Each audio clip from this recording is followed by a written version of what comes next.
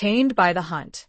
Evan the Corbin never understood why she was drawn to the silver pendant her grandmother left behind until the night it burned cold against her skin. The moon turned blue. The air crackled like a storm about to break. And then he stepped from the shadows golden-eyed, unreadable. "You should have never touched it," he murmured. "Because now they will come for you." Chapter 1. The Inheritance of Shadows.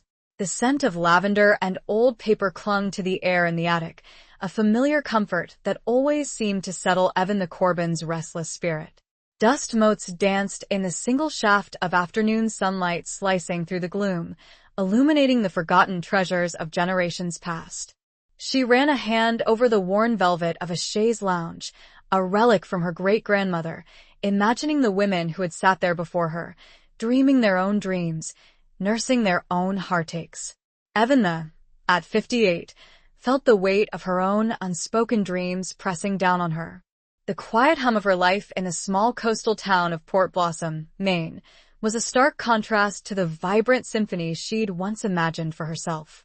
A career as a concert pianist, a passionate love affair, a life filled with adventure, all traded for the steady, predictable rhythm of caring for her aging grandmother, Eleanor. Eleanor had passed away 6 months ago, leaving Evan adrift in a sea of quiet grief and unexpected freedom.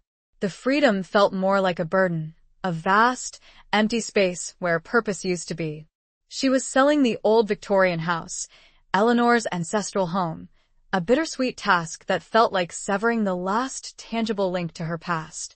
"Just a few more boxes, Evie," she murmured to herself, her voice echoing in the stillness. She knelt beside a trunk tucked away in a shadowy corner, its brass hinges tarnished with age. Inside, nestled among yellowed lace and faded photographs, was a small, intricately carved wooden box. Curiosity piqued. Evan lifted the box, its weight surprisingly substantial. The wood was cool and smooth beneath her fingertips, carved with swirling patterns that seemed almost alive.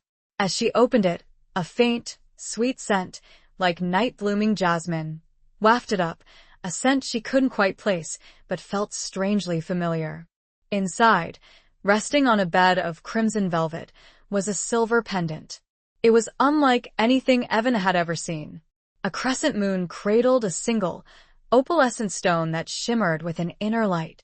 Delicate silver chains, almost impossibly fine, were attached to the crescent, ready to be clasped around a neck. It was beautiful, undeniably, but there was something unsettling about it, a subtle hum of energy that made the hairs on the back of her neck prickle. Evan had never seen Eleanor wear it, nor had she ever mentioned it. A secret, then, kept hidden away in the attic for reasons unknown. She slipped the pendant over her head, the silver chain cool against her skin. For a moment, nothing happened.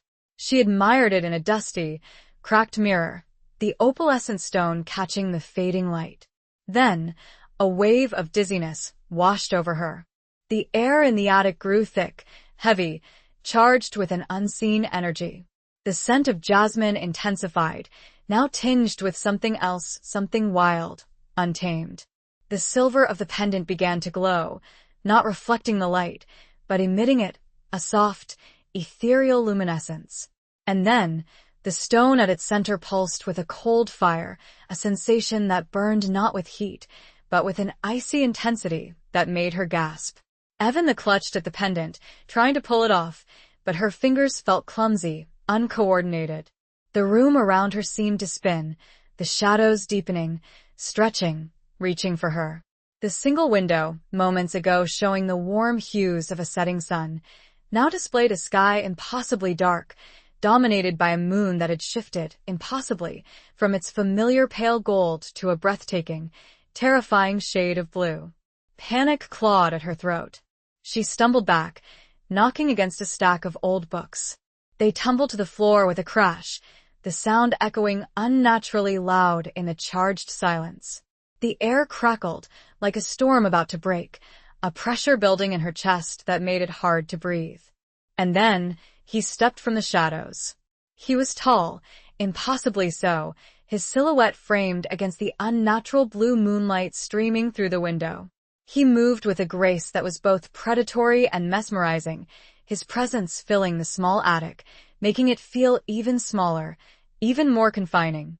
Evan couldn't see his face clearly, shrouded as it was in the gloom, but she could feel his eyes on her, golden, intense, burning with an inner light that mirrored the strange glow of the pendant. She tried to speak, to demand who he was, what he was doing in her grandmother's attic, but her voice caught in her throat, a choked whisper lost in the growing hum of energy that filled the room. He took another step closer, and the scent of him reached her, a heady mix of pine needles, damp earth, and something else, something primal and terrifyingly alluring. It was the scent of the wild, the scent of the forest, the scent of something not entirely human. He stopped a few feet away, his gaze fixed on the pendant that still burned cold against her skin. His voice, when he finally spoke, was low, a deep rumble that seemed to vibrate through the very floorboards.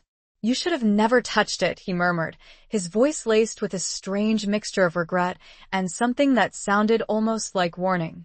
"Because now they will come for you." His words hung in the air, heavy with unspoken meaning, with a threat that sent a shiver of pure, unadulterated fear down Avant's spine.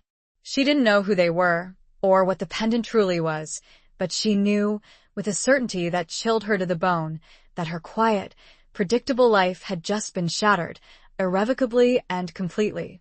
Who was this man, and what did he mean they were coming? Chapter 2. A cold fire, a blue moon. Evan stared at the stranger, her heart hammering against her ribs like a trapped bird. Her mind, usually so logical, so grounded, struggled to make sense of the impossible scene unfolding before her. The blue moon, the man who seemed to materialize from shadows, the cold fire of the pendant, it was all too much, too surreal. Who are you?" she finally managed to ask, her voice trembling despite her efforts to control it. She unconsciously took a step back, her hand still clutching the pendant, as if she could somehow rip away the strange power it seemed to hold over her. The man didn't answer immediately. He tilted his head slightly, his golden eyes studying her with an intensity that made her feel exposed, vulnerable. He was even more striking up close. Though the attic was still dim, the strange moonlight illuminated the sharp angles of his face, the strong line of his jaw, the way his dark hair fell across his forehead. He was undeniably handsome, in a rugged, almost dangerous way, but it was his eyes that held her captive. They were the color of molten gold, flecked with amber, and they seemed to see right through her, to the very core of her being. "That is not important right now," he said, his voice still a low rumble that sent shivers down her spine. "What is important is that you understand the danger you're in." Don't she? Evan echoed, a nervous laugh escaping her lips. "What danger? This is my grandmother's house. I'm just cleaning out the attic." He took another step closer, and Evan instinctively flinched. He stopped, a flicker of something that might have been regret crossing his face. "This is not just a house, Evan Corbin," he said, his voice softer now, almost gentle. "And that is not just a pendant." The way he said her name, her full name, sent another jolt of unease through her. How did he know her? She was certain she had never seen him before in her life. Port Blossom was a small town she knew everyone, or at least thought she did. "It belonged to my grandmother," she said, her voice gaining a little strength, fueled by a growing sense of defiance. It's just a piece of jewelry." He shook his head slowly, his gaze never leaving the pendant. "It's a key, Evan, a key to a world you don't understand, a world that has been hidden from you until now." "A key?" she scoffed, trying to mask her fear with bravado. "That's ridiculous. This is insane." The man's expression remained unchanged, his golden eyes unwavering. "Insane to you, perhaps, but very real. And very dangerous. The moment you put that pendant on, you activated it. You awakened something that has been dormant for centuries. And now they know." They? Evan repeated, the word catching in her throat. Who are they? "What are you talking about?" He hesitated for a moment, as if weighing his words carefully. "They are the ones who crave the power of the pendant," he finally said. The ones who will stop at nothing to get it back. Get it back. Evance's hand tightened around the pendant. But it's mine. It belonged to my grandmother. It belonged to her line, he corrected, his voice taking on a harder edge. To a lineage that stretches back centuries, to a time when the veil between worlds was thin, when magic was real, and when werewolves walked the earth. Evan stared at him, speechless. Werewolves? Magic? This was beyond ridiculous, it was utterly absurd. She wanted to laugh, to dismiss him as a delusional lunatic, but the unwavering intensity in his eyes, the strange, charged atmosphere in the attic, the undeniable cold fire of the pendant against her skin, it all conspired to silence her doubts, to replace them with a chilling sense of dread. You're saying, she began, her voice faltering, you're saying that werewolves are real? He gave a curt nod. As real as the moon in the sky. Evan, as real as the blood that runs through your veins. He reached out a hand, slowly, as if approaching a frightened animal. Evan flinched, but he didn't touch her. He simply gestured towards the window, towards the impossible blue moon hanging in the night sky. That moon, he said, his voice low and urgent, is a sign. A beacon. It tells them that the pendant has been awakened, that the heir has been found. And they will come, Evan, they will come for you, and they will come for the pendant. And they will not be kind. The fear that had been simmering beneath the surface now erupted, a cold wave washing over her. She looked from the man to the moon, then back to the pendant, her mind reeling. She wanted to deny it, to scream that it was all a lie, a terrible dream, but deep down, in a place she had long kept hidden, a spark of recognition flickered. A whisper of something ancient, something primal, something that resonated with the cold fire of the pendant and the wild, untamed scent of the man standing before her. He was telling the truth. Against everything that had to be false, he was telling her truth. And what would she do now? Chapter 3. Whispers from the Dark. The silence that followed his declaration was thick with unspoken tension. Evance's breath hitched in her chest, her mind a whirlwind of disbelief and burgeoning terror. The scent of pine and damp earth, emanating from the strange man, seemed to intensify, filling the small attic, suffocating her with its wildness. I don't understand, she whispered, her voice barely audible. Why me? Why would they want this? She gestured to the pendant, the opalescent stone now pulsing with a faint, rhythmic beat, like a tiny, frozen heart. The man, she still didn't know his name, sighed, a sound that was both weary and resigned. He ran a hand through his dark hair, a gesture that seemed oddly human, oddly vulnerable, in contrast to the otherworldly aura that surrounded him. Because of your bloodline, he said, his golden eyes meeting hers. Because of who you are, Evan.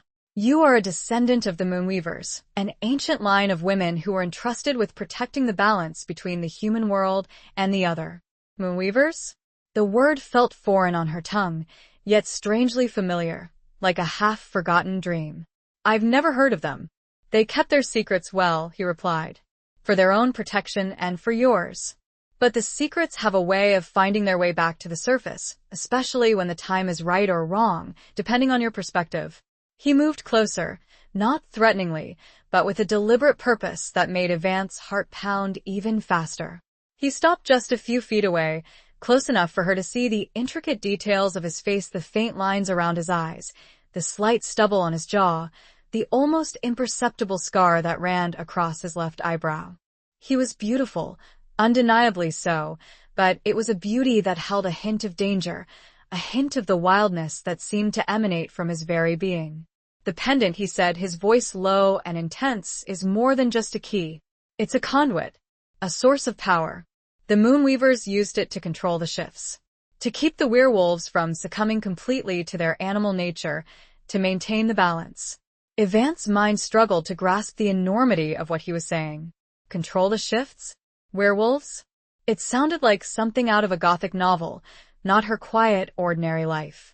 Yet, the evidence was undeniable: the blue moon, the cold fire of the pendant, the man standing before her, his eyes glowing with an unnatural light. But my grandmother, she stammered.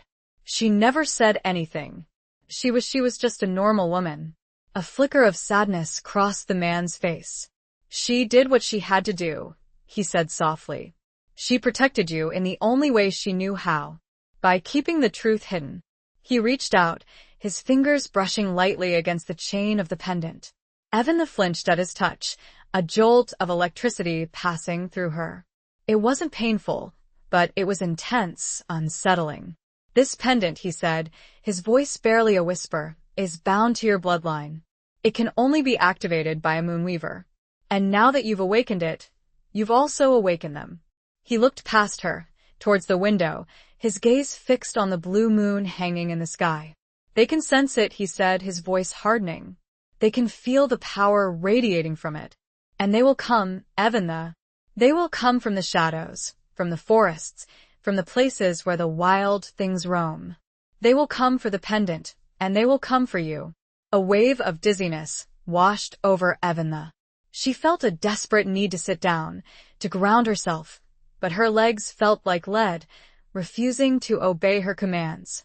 She swayed, and the man reached out, his hand grasping her arm, steadying her. His touch was surprisingly warm, a stark contrast to the cold fire of the pendant. It sent another jolt through her, but this time, it was different. It was grounding, reassuring, in a strange, inexplicable way. She looked up at him, her eyes meeting his, and for a moment, the fear receded, replaced by a flicker of something else. Something she couldn't quite name, something that felt both dangerous and alluring. What do I do? She asked, her voice trembling. How do I stop them? He held her gaze, his golden eyes searching hers. You don't, he said, his voice firm. You can't stop them, but you can learn to control the power. You can learn to use the pendant, to protect yourself, and to protect others. But I don't know how, she protested. I don't know anything about this world you're talking about.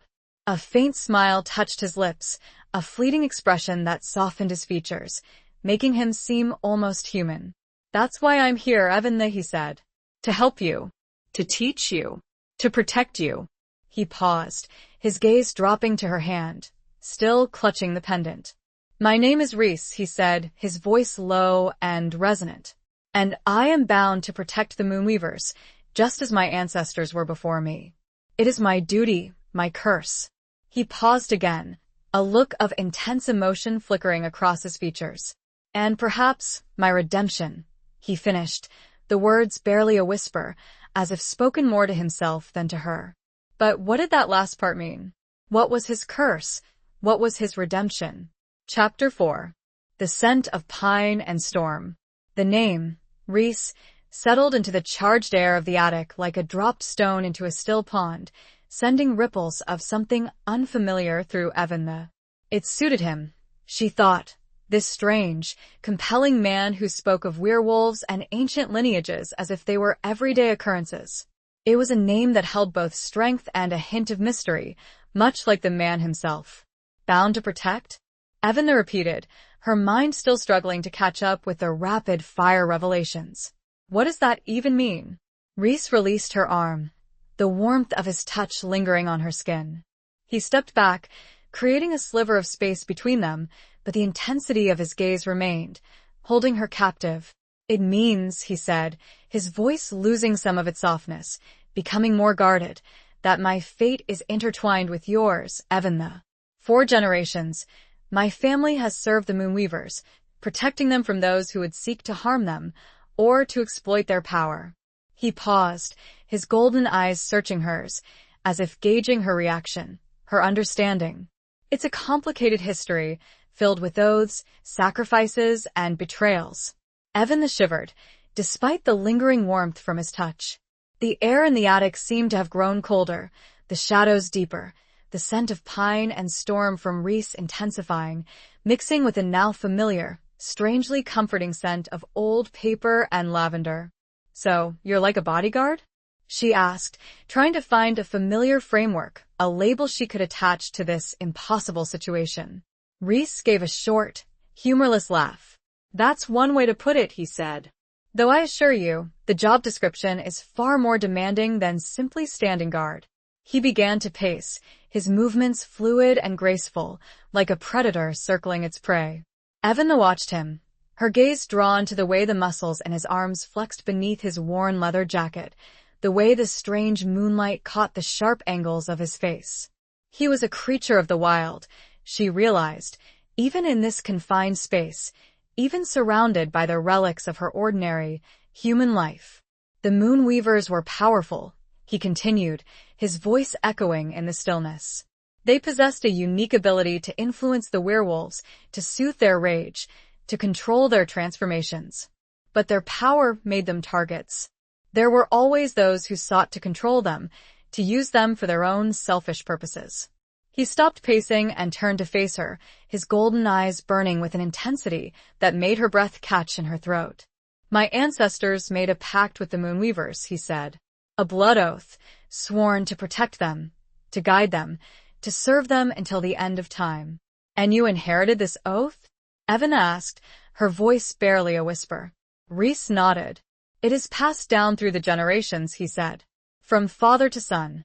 It is a burden, a responsibility, a curse, some might say." He looked away, his gaze drifting towards the window, towards the blue moon that still hung in the sky, casting its eerie light over the attic. "My father, he tried to break the oath," he said, his voice tight with unspoken emotion. "He believed it was a relic of the past, a superstition that had no place in the modern world. He paid the price for his disbelief." Evan's heart ached for him, for the pain that was so clearly etched on his face, in his voice. She didn't know the details of his story, but she could sense the weight of his loss, the burden of his inheritance. I'm sorry," she said softly. He turned back to her, his expression hardening, as if he regretted revealing even that small glimpse of his vulnerability. "Don't be," he said. "It is my fate, my responsibility, and I will not fail." He took a deep breath, the scent of pine and storm filling the air around him. "But enough about me," he said, his voice regaining its earlier urgency. "We need to focus on you, Evan, on what you need to do." "And what is that?" she asked, feeling a renewed surge of fear, mixed with a strange, unexpected flicker of excitement. "You need to learn," he said. "You need to understand the power you possess, the power of the pendant, the power of your bloodline. You need to learn how to control it, how to use it before they find you." "But how?" she protested. "I don't know where to start. I don't even know what I'm supposed to do." Rhys smiled, a slow, deliberate smile that sent a shiver down her spine. It was a smile that held both promise and danger, a smile that hinted at the wild, untamed world that she was about to be thrust into. "I will teach you," he said, his voice low and resonant. "I will show you everything you need to know. We'll start tonight with the basics. With the moon that empowers the pendant. With how to use it." He looked at her, a question burning in his eyes. "Are you ready?" The question hung there, between them. Was she? Chapter 5. Echoes of a Forgotten Pact. The question hung in the air, heavy and charged with unspoken possibilities. "Are you ready?" Evan's breath caught in her throat. Ready for what? To abandon her quiet, predictable life and embrace a world of werewolves, magic, and ancient curses? To trust this enigmatic stranger, this Rhys, who claimed to be bound by a centuries-old oath to protect her? She looked around the dusty attic, at the familiar objects that represented her past, her safe, comfortable past. The worn velvet chaise lounge, the stack of old books, the faded photographs of her ancestors, they all seemed to belong to a different lifetime, a lifetime that was slipping away from her with every passing moment. Then, she looked at Rhys. His golden eyes were fixed on her, unwavering, filled with a mixture of determination and something else. Something that looked almost like hope. And in that moment, despite her fear, despite her doubts, she knew the answer. "Yes," she said, her voice surprisingly steady, surprising herself. "I'm ready." A flicker of relief crossed Rhys's face, quickly masked by his usual guarded expression. "Good," he said, a hint of a smile playing at the corners of his lips. "Then, let's begin." He gestured towards the pendant, still glowing with its eerie, cold fire against her skin. "The first thing you need to understand," Evan, is that the pendant is not just a source of power. It's a connection. A link to your ancestors, to the moonweavers who came before you. He moved closer, his presence filling the small space, the scent of pine and storm enveloping her. He didn't touch her, but she could feel the warmth radiating from his body, a stark contrast to the coldness of the pendant. Close your eyes, he instructed, his voice low and soothing. Focus on the pendant. Feel its energy, its pulse. Let it flow through you. Evan hesitated for a moment, feeling a surge of self-doubt. She had never been one for mysticism. She was a practical woman, grounded in reality, in the tangible world. But the reality she had known had been shattered, replaced by this strange, new reality, and she had no choice but to adapt, to learn. She closed her eyes, taking a deep breath, trying to calm the frantic beating of her heart. She focused on the pendant, on the cold fire that burned against her skin. At first, she felt nothing but the familiar weight of the silver chain, the unfamiliar chill of the stone. But then, slowly, gradually, she began to sense something else. A faint hum, a subtle vibration that seemed to resonate deep within her bones. A tingling sensation that spread through her body, from the tips of her fingers to the roots of her hair. A feeling of connection. To something ancient, something powerful, something wild. What do you feel? Reese asked, his voice a soft whisper in the darkness. I feel, Evan struggled to find the words. It's like a hum, a vibration, like energy. Good, Reese said. That's the power of the pendant, the power of your bloodline. It's flowing through you, connecting you to the past, to the moonweavers. He paused, and she could sense him moving closer, his presence a comforting warmth in the darkness. Now, he said, his voice even lower, try to direct that energy. Focus on a single thought, a single image. Something simple, something calming. Evan hesitated again, her mind blank. Calming? What was calming in this insane situation? Then, an image came to her unbidden. The image of the beach near her house, the waves gently lapping against the shore, the sun setting over the ocean, painting the sky in hues of orange and pink. She focused on that image, holding it in her mind, letting it fill her thoughts, her senses. She imagined the feel of the sand beneath her feet, the sound of the waves, the smell of the salt air. And as she did, she felt a shift in the energy flowing through her. The humming intensified, the tingling sensation growing stronger.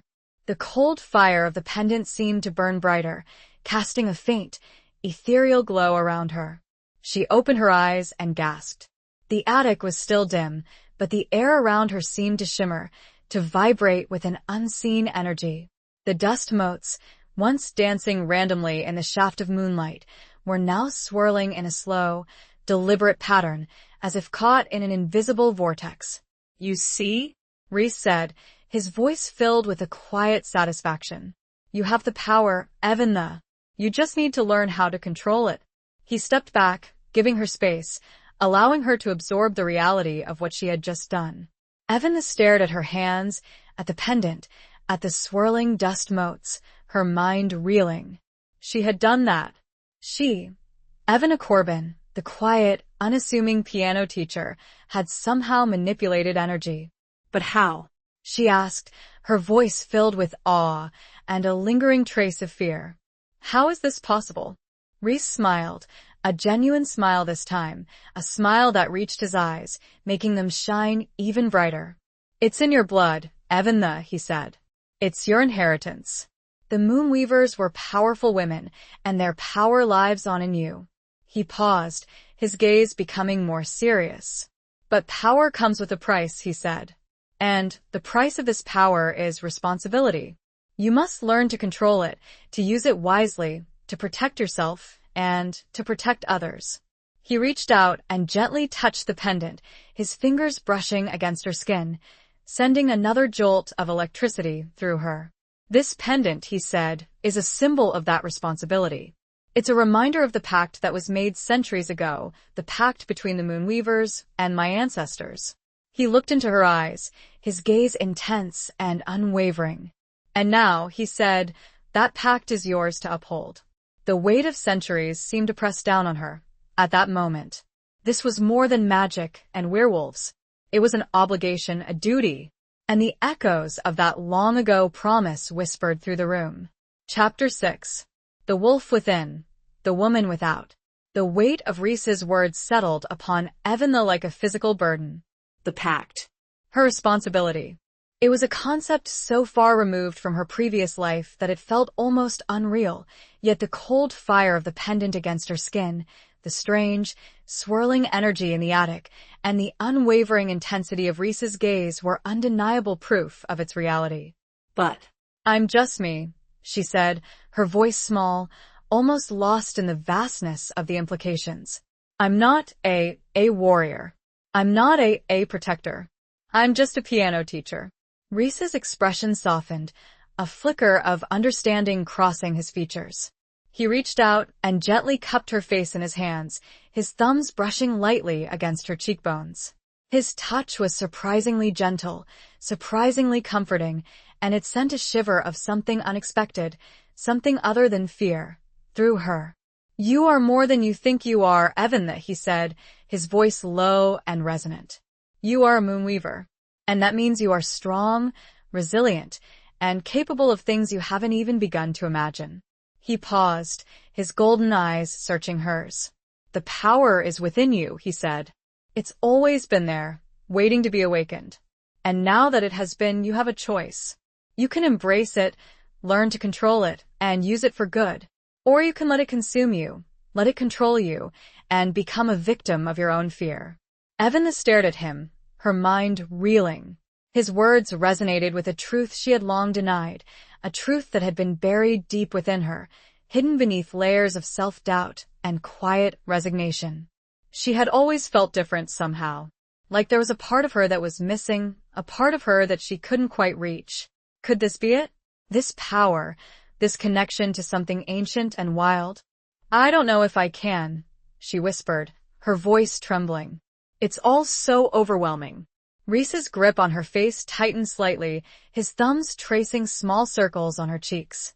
You can, he said, his voice firm, unwavering. And I will be here to help you, to guide you, to teach you everything you need to know. He released her face, stepping back, creating a space between them. But the connection remained, a palpable energy that crackled in the air. Tonight, he said, we focus on the pendant, on understanding its power, on learning how to control it. But tomorrow, we begin to explore the other side. The side that connects you to the werewolves, to the wildness that lies within you. Evan's breath hitched in her throat. The werewolves. The wildness. The very thought sent a shiver of fear down her spine. But it was a fear that was tinged with something else, something that felt almost like excitement. What do you mean? She asked, her voice barely a whisper. Reese smiled, a slow, deliberate smile that held a hint of danger, a hint of the wildness that he embodied. Every moonweaver has a connection to the wolves, he said. A bond that goes beyond mere magic. It's a primal connection, a link to the animal within. He paused, his gaze becoming more intense. You have that connection, Evanna, he said. You have the wolf within you, just as you have the woman without. And you need to learn to embrace both, to understand both, to control both. He moved closer again, his presence filling the small space, the scent of pine and storm enveloping her. He reached out and gently touched the pendant, his fingers brushing against her skin, sending another jolt of electricity through her. The pendant will help you, he said. It will amplify your connection to the wolves, to the wildness. It will allow you to feel what they feel, to see what they see, to understand their instincts. Evan's mind struggled to grasp the enormity of what he was saying. Feel what they feel. See what they see? It sounded terrifying. And exhilarating. But how? She asked, her voice trembling. How do I do that? Reese's smile widened, a flash of white teeth in the dim light. You'll see, he said. Tomorrow night, under the blue moon, you'll understand. He took a deep breath. For now, we practice controlling the pendant. Focus like before. This time, think of a single point of light. Imagine it growing, shrinking, changing color. Use the pendant, channel its energy. He stepped back again, and his voice was more commanding now. Concentrate, Evan. This is your power. Claim it. The command, and the promise it held, sparked something deep inside her. She closed her eyes, drawing on the fear, the wonder, and the growing sense of something more. Could she control this power? She had to. Chapter 7. Running from the Dawn. The remainder of the night passed in a blur of intense concentration and fleeting moments of bewildered wonder. Under Reese's patient, yet demanding, tutelage, Evan began to explore the subtle nuances of the pendant's power. It was like learning a new language, a language spoken not with words, but with intention, with feeling, with the very essence of her being. She learned to manipulate the light emanating from the opalescent stone, making it grow brighter, dimmer, shifting its color from a cool, ethereal blue to a warm, vibrant gold.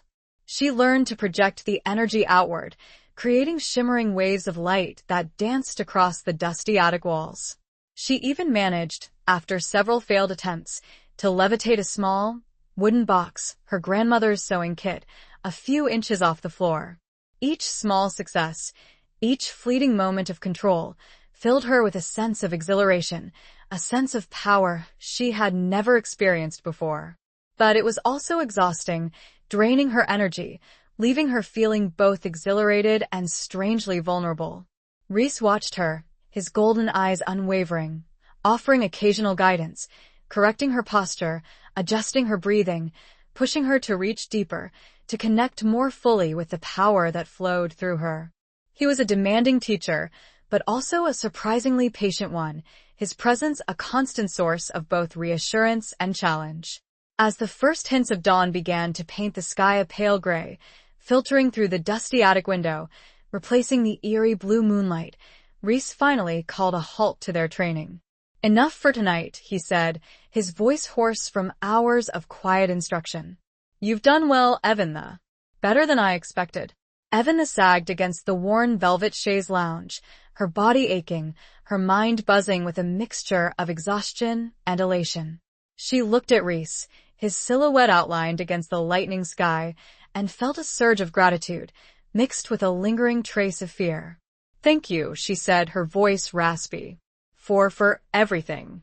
He nodded, his expression unreadable in the dim light. We have a long way to go, he said. But you have the potential, Evan. You have the strength. You just need to believe in yourself. He paused, his gaze shifting towards the window, towards the rising sun. We need to leave, he said, his voice taking on a new urgency. Before it gets too late. Before they can find us. Evan's heart skipped a beat. The they he had spoken of earlier, the ones who craved the power of the pendant, the ones who would stop at nothing to get it back. The reminder of the danger, of the threat that hung over her, sent a shiver of fear down her spine. Where are we going? She asked, her voice trembling. Somewhere safe, he said. Somewhere hidden. Somewhere they won't be able to find us easily. He turned back to her, his golden eyes meeting hers. Can you be ready in 5 minutes? He asked. We need to travel light. Just the essentials. Evan nodded, her mind racing. 5 minutes. It wasn't much time. But she had already packed a few boxes, anticipating her move from the house. She would just have to grab the most important things. She quickly gathered a small bag, stuffing it with a change of clothes, some toiletries, her wallet, and her phone, though she doubted she would have much use for it in the safe place Reese was taking her. She also grabbed a small, framed photograph of her grandmother, Eleanor, the only tangible reminder of the life she was leaving behind. As she was zipping up the bag, her gaze fell on the wooden box containing the pendant. She hesitated for a moment, her hand hovering over it. Should she leave it behind? Was it too dangerous to take with her? But then, she remembered Reese's words. It's a part of you, Evan. A part of your bloodline. A part of your power. She couldn't leave it behind. It was her responsibility, her burden, her inheritance. She carefully placed the box in her bag, nestling it among her clothes. Then, she took one last look around the attic, at the familiar objects that represented her past, her life before the blue moon, before Reese, before everything changed. A wave of sadness washed over her, a sense of loss for the quiet, predictable life she was leaving behind. But it was a sadness that was tinged with something else, something that felt almost like anticipation.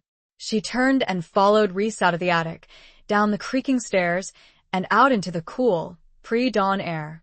The sky was now a pale, pearly gray, the stars fading, the sun just beginning to peek over the horizon. Reese led her to a battered, old pickup truck parked at the edge of the property, hidden beneath the branches of a sprawling oak tree. It was a vehicle that seemed to belong to another time, another world, much like the man himself. He opened the passenger door for her, and she climbed inside, the scent of leather and dust filling her nostrils. He started the engine, the roar shattering the quiet stillness of the morning, and they drove away, leaving behind the old Victorian house, the town of Port Blossom, and the life Evan Corbin had always known. As they sped along, she saw a figure in the distance, watching, but she couldn't make out any details. Was it one of them? Chapter 8. Sanctuary in the Ruins. The drive was long and silent, punctuated only by the rumble of the engine and the occasional crackle of the old truck's radio, which Reese kept tuned to a static-filled frequency, seemingly more for the noise than for any discernible broadcast. Evan watched the landscape blur past, the familiar coastal scenery of Port Blossom giving way to dense forests, winding roads, and increasingly rugged terrain. She stole glances at Reese, his profile stark against the growing light of the morning. He drove with a focused intensity, his hands gripping the steering wheel, his gaze fixed on the road ahead. He seemed utterly at ease in this environment, in this battered old truck, navigating the winding roads with an effortless grace. He was a creature of the wild, she realized again, and she was a stranger in his world. As the sun climbed higher in the sky, casting long shadows across the road, Evan's exhaustion finally caught up with her. The adrenaline that had fueled her through the night, through the revelations and the training, had dissipated, leaving her feeling drained and strangely vulnerable. She drifted in and out of sleep, her head lolling against the window, her dreams filled with swirling images of blue moons, golden eyes, and the cold fire of the pendant. She awoke with a start, her heart pounding, to find the truck stopped. They were no longer on a paved road, but on a rough, dirt track, surrounded by towering trees that blocked out most of the sunlight, creating a dim, almost twilight atmosphere. "Where are we?" she asked, her voice hoarse from sleep. Reese turned to her, his expression softening slightly. "We're almost there," he said. "Just a little further." He started the engine again, and the truck bumped along the track, the branches of the trees scraping against the sides. After a few minutes, the track opened into a small clearing, and Evan gasped. Before them stood the ruins of an old stone building, its walls crumbling, its roof long gone, its windows empty sockets staring out at the surrounding forest. It was a place of forgotten beauty, a place of decay, yet it held a strange, haunting allure. "This is it," Reese said, turning off the engine. "This is where we'll stay." Evan stared at the ruins, her mind struggling to reconcile the image with the safe place Reese had promised. "Here?" she asked, her voice filled with disbelief. "But it's a ruin." Reese smiled, a faint, almost imperceptible smile. "It's more than it appears," he said.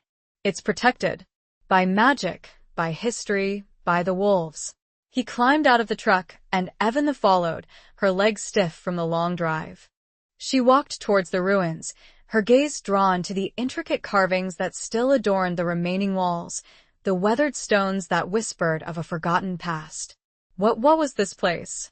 she asked, her voice echoing in the stillness. "It was a sanctuary," Reese said, his voice low and resonant. "A refuge for the Moonweavers, a place where they could practice their magic, where they could connect with the wolves, where they could be safe." He led her through a crumbling archway into what must have once been the main hall of the building. The floor was covered in moss and fallen stones, but the remnants of a large fireplace still dominated one wall, and shafts of sunlight filtered through the gaps in the roof, illuminating the space with a soft, ethereal glow. "It's been abandoned for centuries," Reese said. But the magic remains. The protection remains. He gestured around the space. We'll need to make it habitable, he said. But it's secure. And it's hidden. They won't find us here easily. Evelyn looked around, her initial skepticism slowly giving way to a sense of wonder. The ruins were beautiful, in their own way, filled with a sense of history, a sense of power. She could almost feel the presence of the moonweavers who had come before her, their spirits lingering in the stones, in the air, in the very ground beneath her feet. It's amazing, she said softly. Rhys nodded. It is, he said. And it's yours, Evelyn, for as long as you need it. He walked over to a corner of the room, where a pile of blankets and supplies were stacked neatly against the wall. I came here a few days ago, he said, to prepare. Just in case he paused, his gaze meeting hers. I knew you would need a place to go, he said. I knew they would come. Evelyn shivered, despite the warmth of the sun filtering through the roof. The reminder of the threat, of the danger that still loomed over her, sent a jolt of fear through her. What do we do now? She asked, her voice trembling. Rhys smiled, a reassuring smile this time, a smile that reached his eyes, making them shine with that familiar golden light. Now, he said, we rest. We recover. And then we continue your training. You need to be ready, Evelyn, for whatever comes next. He gestured towards the blankets. Get some sleep, he said. I'll keep watch. Evelyn hesitated for a moment, her gaze drawn to the ruins, to the surrounding forest, to the man who had become her protector, her guide, her something more. Then, she nodded and lay down on the blankets, the scent of pine and earth rising from them, a scent that was strangely comforting, a scent that reminded her of Rhys, of the wildness that he embodied, of the world she was now a part of. She felt the weight of the silver chain, the familiar chill of the stone. She closed her eyes, the image of Rhys, standing guard, the only barrier against the darkness, filling her mind. And she wondered, what would come next? Chapter 9. Scars of the past, bonds of the present. Sleep, when it finally came, was fitful and filled with fragmented dreams. Images of the blue moon, the cold fire of the pendant, and Rhys's golden eyes swirled through a vast subconscious, punctuated by the haunting howls of wolves and the rustling of unseen creatures in the surrounding forest. She awoke to the smell of wood smoke and coffee, her body stiff and aching, her mind still clouded with the remnants of her dreams. Rhys was sitting by a small fire he had built in the center of the ruined hall, a battered metal pot hanging over the flames. Morning, he said, his voice a low rumble that seemed to resonate with the ancient stones surrounding them. He handed her a steaming mug, the warmth of it seeping into her cold fingers. Evelyn took a sip, the strong, bitter coffee jolting her awake. She looked around the ruins, now bathed in the soft, golden light of the late morning sun. The place seemed less intimidating in the daylight, less like a ruin and more like a home. A strange, unconventional home, but a home nonetheless. How long did I sleep? She asked, her voice raspy. A few hours, Rhys replied. You needed it. He was sitting cross-legged on the ground, his back against the wall, his gaze fixed on the fire. He looked different in the daylight. Less mysterious, less predatory, but still undeniably compelling, still undeniably Rhys. They sat in silence for a few minutes, drinking their coffee, the only sounds the crackling of the fire and the chirping of birds in the surrounding trees. Evelyn found herself studying him, noticing the small details she hadn't noticed before. The faint lines around his eyes, the slight stubble on his jaw, the way his dark hair curled at the nape of his neck. She also noticed the scars. There was a network of them, faint but visible, running across his forearms, disappearing beneath the sleeves of his worn leather jacket.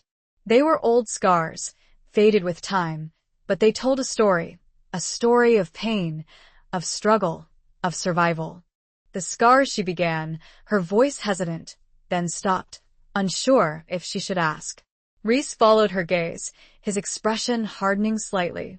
He touched his forearm, his fingers tracing the lines of one of the scars, as if remembering the moment he had received it. They're reminders, he said, his voice low and guarded. of battles fought, of lessons learned. He looked up at her, his golden eyes meeting hers. The life of a protector is not without its risks, he said. There are always those who would seek to harm us, to exploit our power, to destroy us. Evan shivered, remembering his words from the previous night. My father, he tried to break the oath, he paid the price for his disbelief. She sensed a deep well of pain beneath his guarded exterior, a pain that he kept carefully hidden, a pain that he shared with these scars. Were you with him? She asked softly. When it happened? Rhys nodded, his gaze drifting back to the fire. I was, he said, his voice tight with unspoken emotion. I was young, but I saw it all. I saw the brutality. I saw the betrayal.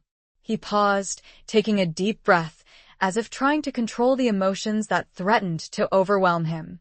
They tortured him, he said, his voice barely a whisper. They wanted to know the secrets of the Moonweavers, the secrets of the pendant. He refused to tell them. He died protecting those secrets. Protecting you. Evan's heart ached for him, for the pain that was so clearly etched on his face, in his voice. She reached out and gently touched his arm, her fingers brushing against his scars. He flinched at her touch, a flicker of surprise crossing his face. But he didn't pull away. He looked at her, his golden eyes searching hers, and for a moment, the walls he had built around himself seemed to crumble, revealing the raw, vulnerable man beneath. I'm sorry, she said softly. I'm so sorry for your loss. He held her gaze, his eyes filled with a mixture of pain and something else. Something that looked almost like gratitude. Thank you, he said, his voice hoarse. It was a long time ago, but it still hurts. He paused, then added almost as an afterthought, it's why I am so dedicated, so determined to protect you. I will not let them harm you, Evan. I will not let them take the pendant. I will not fail again. The word again hung in the air, heavy with unspoken meaning. Evan sensed that there was more to his story, more to his pain, than he was willing to reveal. But she didn't push him. She simply held his gaze, offering him the silent comfort of her presence, of her understanding. A bond was forming between them, a bond forged in shared vulnerability, in shared pain, in the shared responsibility of the ancient pact that bound their fates together. It was a bond that was both terrifying and exhilarating. It was a bond that was beginning to feel a lot like trust, and maybe something more. She wondered, not for the first time, what has my life become? Chapter 10. The Hunter's Moon Rises. The day passed in a flurry of activity. Rhys, ever practical, set about making the ruins more habitable. He cleared away debris, patched holes in the walls with stones and mud, and fashioned a makeshift sleeping area from the blankets and supplies he had brought. Evan helped as best she could, her initial apprehension giving way to a sense of purpose, a sense of belonging. As the sun began to set, casting long shadows across the clearing, Rhys announced that it was time for the next phase of her training. Tonight, he said, his voice serious, we focus on your connection to the wolves, on understanding the wildness within you. Evan's heart pounded with a mixture of fear and anticipation. She had felt glimpses of that wildness during her training in the attic, during her fitful dreams, but she still didn't understand it, still didn't know how to control it. Rhys led her to a small, open space within the ruins, a place where the roof had completely collapsed, offering a clear view of the night sky. The moon, full and round, was already rising, casting its pale light over the clearing. But tonight it wasn't blue, only its familiar, pale yellow. The moon is our ally. Evan, Rhys said, his voice low and resonant. It amplifies our power, strengthens our connection to the other side. He gestured towards the pendant, which she had been wearing constantly since that first night in the attic. The pendant will help you, he said. It will channel the moon's energy, focus your awareness, allow you to see through the eyes of the wolves. Evan's breath caught in her throat. See through the eyes of the wolves? The very thought sent a shiver of both terror and excitement through her. How do I do that? She asked, her voice trembling. Rhys smiled, a slow, deliberate smile that held a hint of the wildness that he embodied. You close your eyes, he said. You focus on the pendant. You breathe. And you let go. He stepped closer, his presence filling her senses, the scent of pine and storm enveloping her. He reached out and gently touched the pendant, his fingers brushing against her skin, sending a jolt of electricity through her. Trust me, Evan, he said, his voice a soft whisper in the darkness. Trust the pendant. Trust the wolf within. Evan closed her eyes, taking a deep breath, trying to calm the frantic beating of her heart. She focused on the pendant, on the cold fire that burned against her skin, on the feeling of Reese's fingers, warm and reassuring, against her own. She let go. At first, she felt nothing but the familiar darkness behind her eyelids, the familiar sounds of the night around her. But then, slowly, gradually, something began to shift. She felt a tingling sensation, spreading through her body, from the tips of her fingers to the roots of her hair. She felt a pulling, a drawing, a sense of expansion. She felt wild. Her senses sharpened, heightened. She could hear the rustling of leaves in the surrounding forest, the chirping of crickets, the distant howl of a wolf. She could smell the damp earth, the pine needles, the scent of another creature close by. Then her vision changed.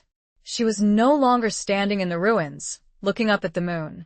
She was running through the forest, her paws pounding against the soft earth, the wind whipping through her fur, the moon illuminating her path. She was a wolf. It was a sensation unlike anything she had ever experienced before. A feeling of pure, unadulterated freedom, of primal instinct, of power. She ran faster, leaping over fallen logs, dodging between trees, her senses alive, her body moving with an effortless grace. She could see the world through the eyes of the wolf, a world of heightened senses, of sharp contrasts, of instinct. She could smell the prey, the fear, the excitement. She wasn't alone. She could sense other wolves running alongside her, their presence a comforting reassurance, a sense of pack. She could hear their breathing, their howls, their communication. Then she saw him, Reese. But not as she had seen him before. He was different. Larger, stronger, his eyes glowing with an even more intense golden light. He was a wolf, too. A magnificent, powerful wolf, the alpha. He ran beside her, his gaze meeting hers, and for a moment, their minds connected. She could feel his presence, his strength, his protection. She could feel his bond to her. But then, something changed. The scent of something else, something foreign, something threatening, reached her nostrils. A scent of smoke, of metal, of humans. Hunters. Fear surged through her, a primal, instinctive fear that threatened to overwhelm her. She wanted to run, to escape, to hide. But Reese was there, his presence a calming influence, a source of strength. He nudged her, urging her forward, his gaze fixed on the direction of the threat. They ran together, towards the danger, towards the hunters, their howls echoing through the night, a challenge, a warning, a declaration of war. The hunt had begun. But who was hunting whom? Chapter 11. Blood and Betrayal. The forest was alive with the sounds of the hunt. The pounding of paws on the soft earth, the snapping of twigs, the ragged breathing of both wolves and humans, all mingled with the chilling howls that echoed through the trees, a symphony of terror and adrenaline. Evan, still experiencing the world through the senses of the wolf, felt a surge of primal fear, but it was tempered by a strange sense of exhilaration, a sense of belonging. She was a part of this, a part of the pack, a part of the wild. Reese, in his wolf form, ran beside her, his presence a constant reassurance, a source of strength. He was a magnificent creature, his fur the color of midnight, his eyes glowing with an intense golden light, his movements fluid and graceful, yet undeniably powerful. They were chasing the hunters, tracking them through the dense undergrowth, their senses heightened, their instincts sharpened. Evan could smell the fear of the humans, the acrid scent of their gunpowder, the metallic tang of their weapons. But she could also smell something else, something familiar, something unsettling. It was a faint scent, almost masked by the other smells, but it was there. The scent of lavender and old paper. The scent of home. Her grandmother's scent. Confusion warred with fear in Evan's mind. What was that scent doing here in the middle of the forest, in the middle of the hunt? It didn't make sense. It couldn't be. Then she saw them. A group of humans, armed with rifles and crossbows, were huddled together in a small clearing, their faces illuminated by the flickering light of a campfire. They looked scared, desperate, their eyes darting around, searching the shadows for the source of the howls that had been pursuing them. And standing among them, her face pale in the firelight, her eyes wide with a mixture of fear and recognition, was a woman Evan knew. Martha. Martha Jenkins, her neighbor from Port Blossom, the kindly old woman who had always brought her homemade cookies, who had always offered a friendly smile and a wave. Martha, who had known her grandmother, Eleanor, for decades. Martha, who was now holding a silver crossbow, its bolt aimed directly at Reese. Betrayal. The word slammed into Evan's consciousness with the force of a physical blow. It couldn't be true. It couldn't be possible. Martha, a hunter? Martha, a threat? But the evidence was undeniable. The scent, the crossbow, the look of fear and determination on Martha's face. It was all too real. Reese, in his wolf form, let out a low growl, a warning rumble that vibrated through the air.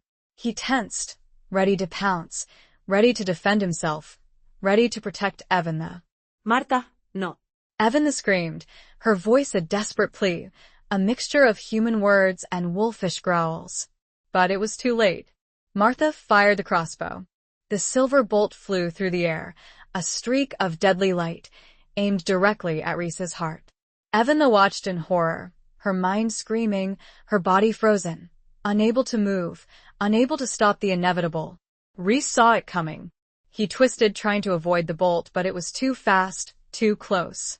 The silver grazed his flank, tearing through fur and flesh, drawing a yelp of pain from the magnificent wolf. He stumbled but didn't fall.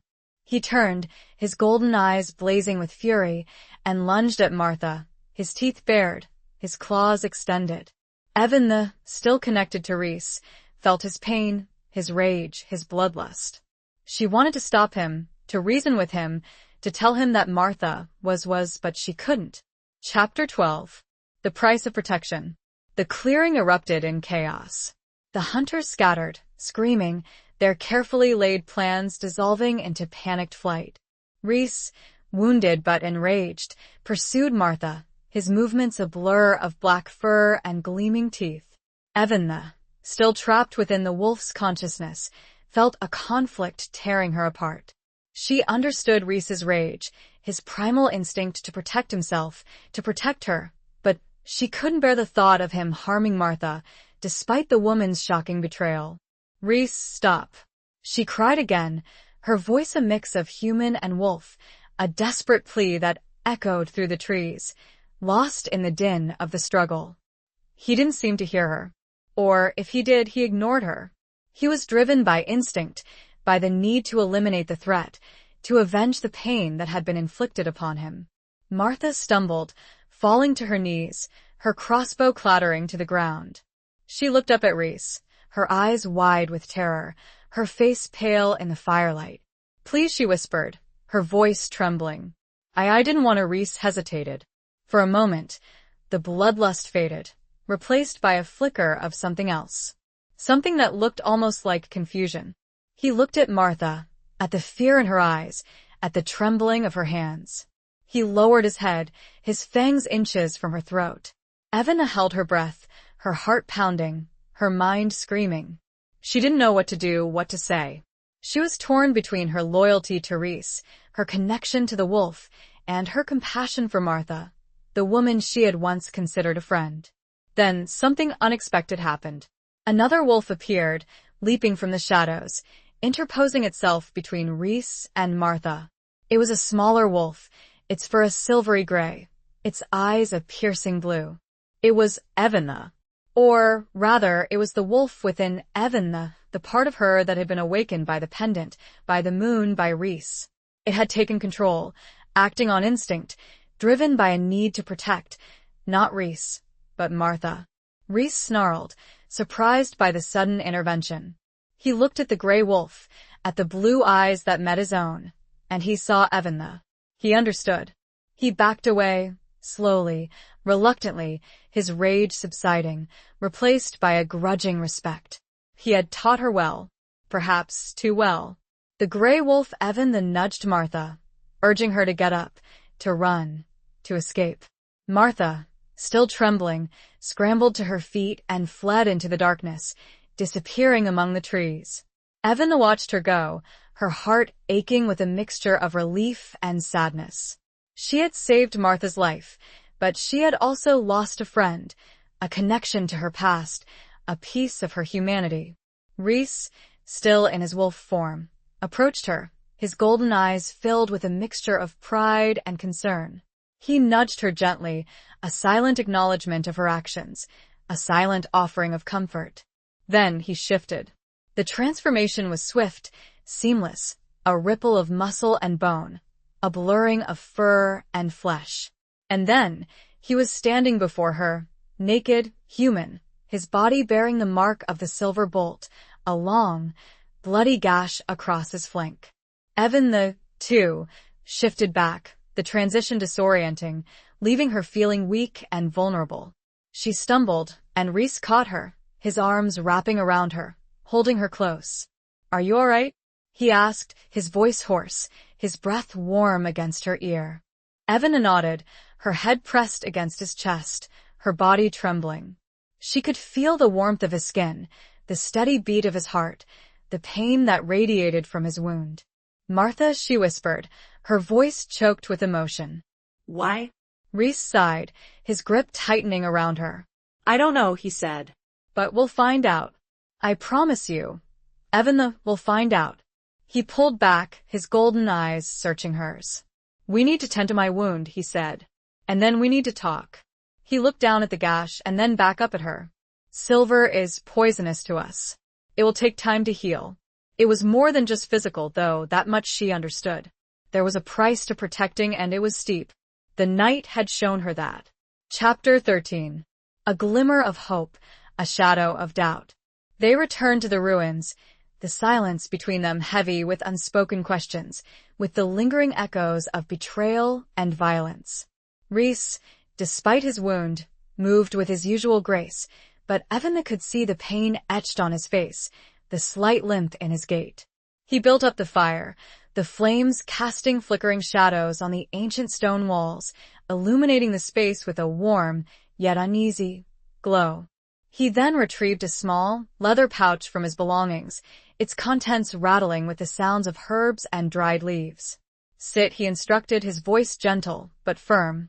Evan obeyed, sinking to the ground beside the fire, her gaze fixed on Rhys as he began to prepare a poultice, his movements precise and efficient, despite the obvious pain he was in. "Silver is a weakness," he explained, his voice low, as he crushed the herbs with a smooth, river stone. "It burns. It hinders our healing. But this will help." He gestured towards the mixture he was creating, a pungent, earthy-smelling paste.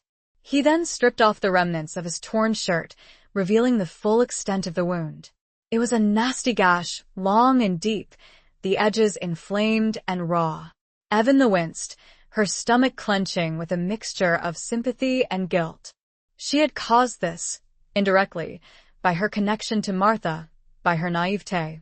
Rhys, sensing her distress, looked up at her, his golden eyes softening. "It's not your fault, Evan," he said, his voice gentle. "You couldn't have known, but she could have. She should have been more careful, more aware, more suspicious." She had been so caught up in the wonder of her newfound powers, in the excitement of her connection to Rhys, that she had ignored the warning signs, the subtle hints that something wasn't right. "But Martha," she began, her voice trembling. "I trusted her." Rhys sighed, his gaze drifting back to his wound. "Trust is a fragile thing, Evan," he said. "Especially in our world. Especially now." He carefully applied the poultice to the gash, his face contorting in pain as the herbs came into contact with his raw flesh. Evan watched him, her heart aching for him, for the burden he carried, for the sacrifices he had made. Why would she do it? She asked, her voice barely a whisper. Why would she betray us? Reese finished applying the poultice, then began to wrap the wound with a strip of clean cloth. I don't know, he said. But there are whispers. Rumors of a growing faction. A group of humans who believe that werewolves are a threat. A group that is determined to eradicate us. He looked up at her, his golden eyes filled with a grim determination. They call themselves the Silver Covenant, he said. And they are well-funded, well-organized, and ruthless. Evan shivered, despite the warmth of the fire. The Silver Covenant. The name sent a chill of fear down her spine. It sounded organized, dedicated, dangerous. But Martha, she repeated, her mind still struggling to reconcile the image of the kindly old woman with the image of the crossbow-wielding hunter. She's just an old woman. Reese shook his head. Don't underestimate them, Evan, he said. They can be anyone. Anywhere. They can be your neighbors, your friends, your family. His words hung in the air, heavy with unspoken meaning, with a chilling sense of paranoia. Evan felt a sudden surge of doubt, of mistrust. If Martha could betray her, who else could be a threat? Who else could be hiding their true intentions, their true allegiance? She looked at Reese, at his wounded body, at his guarded expression, and for the first time since she had met him, she felt a flicker of uncertainty. Could she trust him? Completely? He had saved her life multiple times. He had taught her, guided her, protected her. He had shared his pain, his vulnerability, his past. But he was also a creature of the wild, a creature of secrets, a creature who was bound by an ancient oath, an oath that she was only beginning to understand. Reese, she began, her voice hesitant. Who are you? Really? He met her gaze, his golden eyes unwavering, but she could see a flicker of something else in their depths. Something that looked almost like hurt. I am who I have always been. Evan, he said, his voice low and resonant. Your protector, your guide, your friend. He paused, then added, his voice barely a whisper, and perhaps something more. The words hung between them, a glimmer of hope in the shadow of doubt. But the doubt remained, a nagging feeling that she was missing something, that there was more to Reese's story, more to his world, than he was willing to reveal. She wanted to trust him. She needed to trust him. But could she? Could she ever be sure? Chapter 14. Unraveling the Curse. The days that followed settled into a tense, uneasy routine. Reese, his wound slowly healing thanks to the herbal poultice and his own accelerated regenerative abilities, continued advanced training. He pushed her harder than before, focusing not just on the pendant's power, but on her connection to the wolf within, on her physical strength and agility, on her survival skills. He taught her how to track, how to hunt, how to fight. He taught her how to use her senses, her instincts, her rage. He taught her how to be a warrior, a protector, a survivor. Evan, despite her lingering doubts, threw herself into the training, driven by a need to understand her powers, to protect herself, to prove herself. She was no longer the quiet, unassuming piano teacher she had once been. She was becoming something more, something stronger, something wilder. But the shadow of Martha's betrayal still hung over them, a constant reminder of the danger that surrounded them, of the fragility of trust. Evan found herself constantly scanning the forest, searching for any sign of the Silver Covenant, for any hint of another attack. One evening, as they sat by the fire, sharing a meager meal of roasted rabbit that Reese had caught, Evan decided to confront him about her lingering questions. Reese, she began, her voice hesitant, there's something I need to ask you. He looked up at her, his golden eyes guarded, his expression unreadable. Ask, he said simply. The pendant, she said. You said it was a key. A conduit. A source of power. But what is it really? Where did it come from? Reese sighed, his gaze drifting to the fire. He seemed to be choosing his words carefully. It's an ancient artifact, Evan, he said. Created centuries ago by the first Moonweavers. They imbued it with their magic, with their essence. It's a repository of their power, a link to their legacy. But why? She pressed. Why create such a powerful object? What was its purpose? Reese hesitated, then finally met her gaze. It was created to control the curse, he said, his voice low and grave. The curse? Evan repeated, her heart skipping a beat. What curse? He took a deep breath, as if bracing himself for a difficult conversation. The curse of lycanthropy, he said. The curse that transforms humans into wolves. Evan stared at him, her mind reeling. She had known intellectually that werewolves were real, that they were the result of some kind of transformation. But she had never really thought about it, never really considered the implications. So the pendant, it controls the werewolves? She asked, her voice barely a whisper. Reese shook his head. Not control, he said. Influence. Guide. Soothe.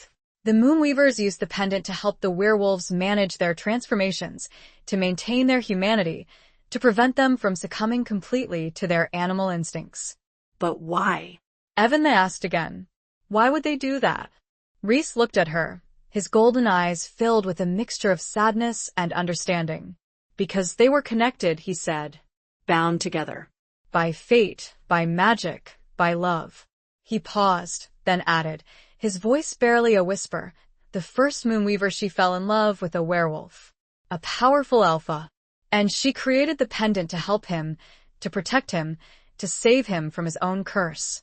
The story resonated with Evan, with her own growing feelings for Reese, with her own connection to the wolf within. It was a story of love, of sacrifice, of hope. But it was also a story of danger. And the Silver Covenant, she said, her voice trembling. They want to destroy the pendant? To break the connection? Reese nodded, his expression grim. They believe that werewolves are a blight, an abomination. They believe that the only way to purify the world is to eradicate us. And they believe that the pendant is the key to our destruction. He looked at her, his golden eyes intense and unwavering. That's why we must protect it, Evan, he said. That's why we must protect each other. His words hung in the air, a heavy weight of responsibility, of destiny. Evan looked at the pendant, resting against her skin, its cold fire a constant reminder of the power she possessed, of the danger she faced, of the love that was beginning to bloom between her and the man who was bound to protect her. The curse, the love, the danger, they were all intertwined. Unraveling, one meant facing them all. Chapter 15. The Heart's True North. The revelation about the pendant's origins, about the ancient love story that had intertwined the fates of Moonweavers and werewolves, deepened Evan's understanding of her own connection to Reese, to the power she wielded, to the world she now inhabited. It also heightened her fear, her awareness of the stakes involved, of the danger that loomed over them. But amidst the fear and the uncertainty, something else was growing. Something stronger. Something warmer. Something undeniable. She was falling in love with Reese. It wasn't a sudden, dramatic realization, but a gradual, deepening awareness, a slow burn that had been kindled from the moment they had met, in the dusty attic, under the eerie blue moon. It had been fueled by shared danger, by shared vulnerability, by shared trust, despite her lingering doubts. She loved his strength, his resilience, his unwavering dedication to protecting her. She loved his gentleness, his surprising moments of vulnerability, his humor, which occasionally peeked through his guarded exterior. She loved the way he looked at her, his golden eyes filled with a mixture of admiration, respect, and something more. She loved the wolf within him, the wildness that he embodied, the primal connection that he shared with her. She loved the man he was, the scars he carried, the burdens he bore. But she was afraid to admit it, even to herself. She was afraid of the complications, of the implications, of the curse that bound their fates together. She was afraid of the danger, of the Silver Covenant, of the possibility of loss. She was afraid of rejection. She was, after all, a middle-aged piano teacher from a small coastal town, and he was a werewolf, a creature of myth and legend, bound by an ancient oath to protect her. It was absurd, impossible, a fairy tale or a nightmare. But her heart didn't care about logic, about practicality, about reality. Her heart had found its true north, and it was pointing directly at Reese. One night, as they sat by the fire, watching the flames dance and flicker, Evan found herself unable to contain her feelings any longer. "Reese," she began, her voice trembling slightly, I need to tell you something." He looked up at her, his golden eyes questioning, his expression guarded. He had been distant lately, withdrawn, as if he were wrestling with his own internal demons. "What is it, Evan?" he asked, his voice low and resonant. She took a deep breath, steeling herself for the possible rejection, for the possible consequences. I think I'm falling in love with you," she said, the words rushing out in a breathless whisper. The silence that followed was deafening. Reese stared at her, his expression unreadable, his golden eyes wide with surprise. Evan's heart sank. She had misread him. She had made a mistake. She had ruined everything. "I'm sorry," she stammered, her face flushing with shame. "I shouldn't have said that. It's all so complicated." She looked away, unable to meet his gaze, tears welling up in her eyes. She felt foolish, vulnerable, exposed. Then, she felt his hand on hers. He reached out and gently took her hand, his fingers intertwining with hers, his touch sending a jolt of warmth through her. He lifted her hand to his lips and kissed her knuckles, softly, tenderly. "Evan," he said, his voice hoarse with emotion, "look at me." She slowly raised her head, her eyes meeting his. And what she saw in his eyes took her breath away. It wasn't rejection. It wasn't pity. It wasn't indifference. It was love. Pure, unadulterated, undeniable love. "I love you too, Evan," he said, his voice a soft whisper that seemed to fill the entire clearing. "I have loved you from the moment I saw you, standing in that attic, bathed in the blue moonlight, the pendant burning against your skin." He paused, his gaze searching hers. "I was afraid to admit it," he said. "Afraid of the complications, of the curse, of hurting you." He squeezed her hand, his touch sending another wave of warmth through her. "But I can't deny it any longer," he said. "I love you, Evan Corbin. With all my heart, with all my soul, with all my being." Tears streamed down Evan's face, tears of joy, of relief, of overwhelming happiness. She had been right. He did love her. And that changed everything. She leaned forward and kissed him, a long, slow, passionate kiss that sealed their love, their bond, their destiny. It was a kiss that tasted of fire and moonlight, of danger and hope, of forever. The heart, it seemed, knew its way, even through the darkest of forests, even amidst a curse. Chapter 16. Beneath a Shattered Sky. The days that followed were a blissful interlude, a stolen pocket of happiness amidst the looming threat of the Silver Covenant.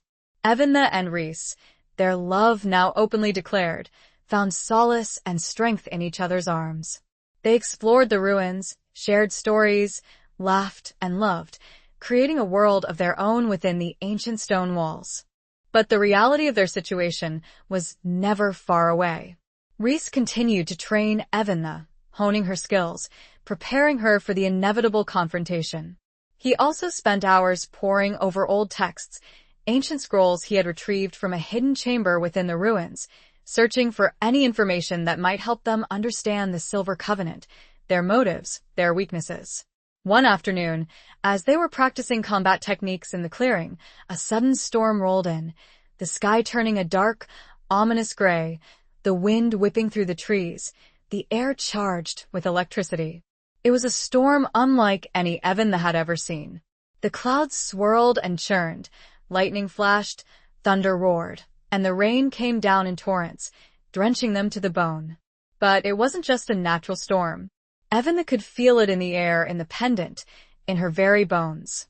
It was a storm fueled by magic, by power, by something else. Something dark. Something sinister. Reese felt it too. He stopped their training, his gaze fixed on the sky, his expression grim. "This is not natural," he said, his voice low and urgent. "This is them. The Silver Covenant." Evan's heart pounded with fear. What are they doing?" she asked, her voice trembling. Reese shook his head. "I don't know," he said. But it's something big, something powerful, something dangerous. He grabbed her hand, his grip tight and reassuring. We need to get inside, he said. We need to be protected. They ran back to the main hall of the ruins, the wind and rain lashing at their backs, the lightning illuminating the sky with brief, terrifying flashes. As they reached the shelter of the crumbling walls, the storm intensified. The wind howled like a banshee, the rain hammered against the stones, and the lightning struck the ground around them with deafening crashes. Then, the sky shattered. It wasn't a literal shattering, but a visual one. The clouds ripped apart, revealing a swirling vortex of dark energy, a gaping hole in the fabric of reality. And from that hole, something emerged. It was a creature of darkness, of shadows, of pure, unadulterated evil. It was large, monstrous, its form shifting and changing, its eyes glowing with a malevolent red light. It was a demon. Evan gasped, her blood turning to ice in her veins. She had never seen anything like it, never even imagined anything like it. It was a creature straight out of a nightmare, a being of pure terror. Rhys stood before her, his body tense, his muscles coiled, his golden eyes blazing with defiance. He was ready to fight, ready to protect her, ready to die for her. What is that? Evan whispered, her voice choked with fear. It's a creature of the Shadowlands, Rhys said, his voice grim. A being summoned by the Silver Covenant. They're using dark magic. Forbidden magic. He drew a long, silver knife from his boot, the blade gleaming in the flickering light of the fire. Stay behind me, Evan, he said. And be ready to use the pendant. It's our only hope. The demon let out a deafening roar, a sound that shook the very foundations of the ruins. It lunged at them, its claws extended, its eyes fixed on Evan. The battle had begun. It was a battle unlike any Evan had ever experienced. A battle between light and darkness, between good and evil, between love and hate. It was a battle for her life, for Rhys's life, for the future of the world. The shattered sky above them was a grim omen. What power could the Covenant wield to tear a hole in reality itself?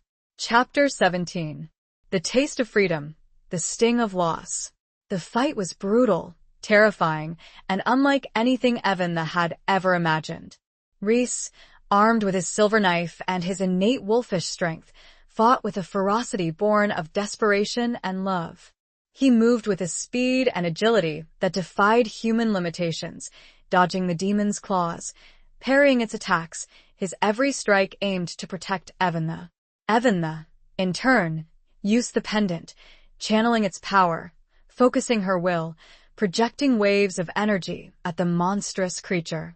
The opalescent stone blazed with a cold fire, illuminating the ruins with an ethereal glow, pushing back the encroaching darkness.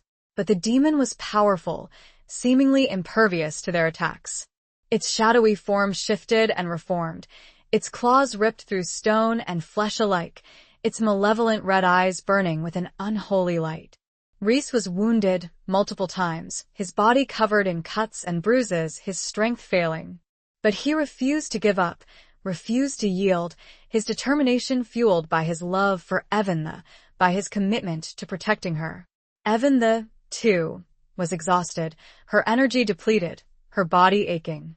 But she kept fighting, drawing on the power of the pendant, drawing on the strength of her bond with Rhys, drawing on the hope that they could somehow survive. At one point, the demon managed to knock Rhys to the ground, its massive claws pinning him down, its gaping maw inches from his throat. Evan screamed, her heart leaping into her throat. She focused all her remaining energy on the pendant, channeling every ounce of her power, every ounce of her love, every ounce of her rage. The pendant blazed with an almost blinding light, and a wave of pure energy erupted from it, striking the demon with the force of a physical blow. The creature roared in pain, its shadowy form flickering, its grip on Rhys loosening. Rhys seized the opportunity. He rolled away from the demon, scrambling to his feet, his silver knife still clutched in his hand. He lunged at the creature, driving the blade deep into its chest, into the heart of its darkness. The demon shrieked, a sound that was both terrifying and agonizing. Its form began to dissolve, to dissipate, to unravel. The red light in its eyes faded, replaced by a void. Then, with a final, shuddering sigh, it was gone. The storm outside abruptly ceased. The wind died down, the rain stopped, and the shattered sky began to mend itself, the swirling vortex of dark energy closing, the clouds returning to their normal, albeit still stormy, appearance. Silence descended upon the ruins, a silence broken only by the ragged breathing of Rhys and Evan. They stood there, staring at each other, their bodies trembling, their minds reeling. They had done it. They had defeated the demon. They had survived. But the victory felt hollow. Rhys was badly injured, his body covered in wounds that were slowly, painfully, healing. Evan, though, was exhausted, drained, her spirit bruised. And they knew that this was just the beginning. The Silver Covenant had shown their hand, revealed the extent of their power, the depths of their depravity. They had summoned a demon, a creature of the Shadowlands, a being of pure evil. What else were they capable of? What other horrors did they have in store? As if in answer to her unspoken question, a figure emerged from the shadows, stepping into the flickering light of the fire. It was Martha. She looked different. Older, harder, her eyes filled with a cold, calculating light. She was no longer the kindly old woman Evan had once known. She was a warrior, a fanatic. You defeated it, she said, her voice devoid of emotion. But it doesn't matter. We are many, and you are few. She raised her hand, and from the shadows behind her, more figures emerged. Hunters, armed with crossbows, their faces grim, their eyes fixed on Rhys and Evan. This is the end, Martha said, her voice ringing with a chilling certainty. The end of the Moonweavers. The end of the wolves. Rhys stood tall, despite his injuries, his golden eyes blazing with defiance. He placed himself between Evan and the hunters, his body a shield, his love a weapon. We will not surrender, he said, his voice strong and clear. We will fight. We will protect what we believe in. We will protect each other. Evan stood beside him, her hand reaching for his, her fingers intertwining with his. She was afraid, terrified, but she was also determined. She would not let Martha, she would not let the Silver Covenant, destroy everything she had come to believe in, everything she had come to love. But then, Martha smiled, a cruel, chilling smile that sent a shiver of pure dread down Evan's spine. You misunderstand, Martha said. We're not here to kill you. Not yet. She paused, her gaze locking onto Evan's. We're here for the pendant. And with those words, a sharp, agonizing pain ripped through Evan's chest. She looked down and saw the silver bolt protruding from her body, just below her heart. She had been shot by someone standing behind her. She turned, slowly, painfully, her eyes widening in disbelief, in betrayal. Standing there, his face hidden in the shadows, a crossbow still clutched in his hands, was someone she hadn't seen since that first night. Someone she had thought, perhaps hopefully, may have left this all behind. But no, it seems he was only waiting and watching. The figure from her vision, watching from afar as she and Rhys left her grandmother's house. The loss was profound, the betrayal cutting even deeper than the silver. Chapter 18. Where the Wild Things Howl. Evan stumbled backward, her hand clutching at the silver bolt protruding from her chest, her eyes wide with shock and pain. The world around her seemed to tilt, to blur, to fade. Evan, Rhys cried, his voice filled with anguish. He lunged towards her, but the hunters, acting on Martha's silent command, blocked his path, their crossbows raised, their faces grim. He struggled against them, his wolfish strength straining against their numbers, but they held him back, their weapons a constant threat, a constant reminder of Evan's vulnerability. Evan collapsed to her knees, the cold stone floor a harsh contrast to the burning fire of the silver in her chest. She looked up at the figure who had shot her, her vision blurring, her mind struggling to comprehend the betrayal. The figure stepped forward, out of the shadows, and Yvan's heart sank. It wasn't a stranger. It wasn't a member of the Silver Covenant. It was someone she knew, someone she had trusted. Her own cousin, Thomas. Thomas, who had always been jealous. Envious of her life, of her talents, of her happiness. Thomas, who had always resented her grandmother, Eleanor, resented the inheritance that he believed should have been his. Thomas, she whispered, her voice barely audible, her breath coming in ragged gasps. Why? He smiled, a cold, cruel smile that sent a shiver down her spine. Why? He repeated, his voice dripping with venom.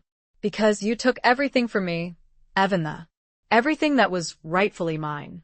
He gestured towards the pendant, still glowing faintly against her skin, despite the silver that was poisoning her. That power, he said. That legacy. That wealth. It should have been mine. But Eleanor, she favored you. She always favored you. He stepped closer, his eyes burning with a mixture of hatred and greed. But now, he said, it's all over. You're going to die, Evan, and I'm going to take what's mine. He reached out, his fingers closing around the chain of the pendant, ready to rip it from her neck. But then something unexpected happened. Rhys, fueled by a rage that was both human and wolf, broke free from the hunters, his strength surging, his eyes blazing with a terrifying golden light. He let out a roar, a primal, guttural sound that shook the very foundations of the ruins. He was shifting. Not completely, not into his full wolf form, but into something in between. Something monstrous. Something terrifying.